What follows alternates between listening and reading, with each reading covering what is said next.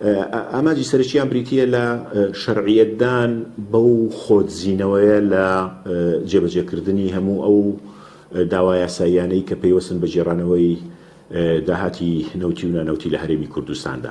بەڵام ڕاستیەک هەیە ئەمە ڕوون بێت، ینی پارتی دموکراتی کوردستان بە دیاریکراوی هەمیشە هەوڵی داوە هەر کاتێک عێراق تووشی تەنگژێکی سیاسی ببێ یاخود بارودۆخی هەرێمایەتی گۆڕانکاری بەسەردابێ هەوڵەدا ئیسفادەی تێدا بکات، یانی ئەوەی کە پێی دەگوترێت مەلەکردن لە ئاوی لیخنە.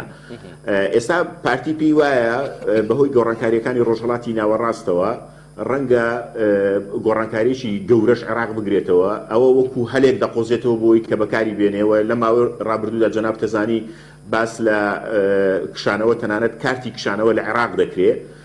ئێوە خۆتان نەزانن وەختی خۆی لەسەر سەر و کۆمار و لەسەر پۆستەکانی بەغدا شەڕی دنیایان دەکرد. ئێستا کە پێیان وایە ڕەنگە گۆڕانکاریێک عێراق بگرێتەوە باس لە کارتی کشانەوە دەکەن بۆی کە جاریش کە سەر لە نوێ پەنابەرنەوە بەر هەناردەکردنەوەی نەوت بۆ تورکیاوانە، بەڵام ناتوانن ئەمە بکەن. خۆی لە ڕاستیدا هیوادارم ئەمە باڵۆنی اختیبار و تاقیکردنەوە نەبێ و هیوادارم جورئەتی ئەویان هەبێت کە لە بەغدا بکشێنەوە. ئەمە جۆرێکە لە قۆڵبادان و جۆرێکیشە لە هەوڵدان بۆ ئەوەی کە پێیان وابێ دەتوانن ئەوەندەی تر مەشهەدی سیاسی لە عێراقدا تووشی ئاڵۆزی بکەنەوە، پێیان وابێ پرۆسی سیاسی لە عێراقدا دەتوانن تووشی ئالۆزی بکەن.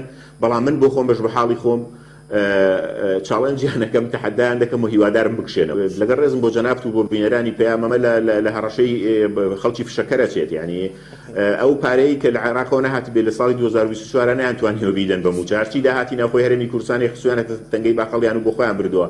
ئێستا قاچاقچی نەوتن بە پلەی ئیمتیاز هەڕەشەی کشانەوەی چی دەکەن؟ ینی کەسێک دەتوانێت هەڕەشەی کشانەوە بکە کە لانی کەم اقتصادێکی هەبێ بتوانێت موچەی فەرمانبەرەکانی بدە. ئەگەر بیانەوە بکشێنەوە لەسەر حسابی ئەم خەڵکە دەکشێنەوە، وەکو چۆن وەختی خۆی گرنگترین کارتی نیشتیمانی ڕیفراندۆم هەبوو سووتاندیان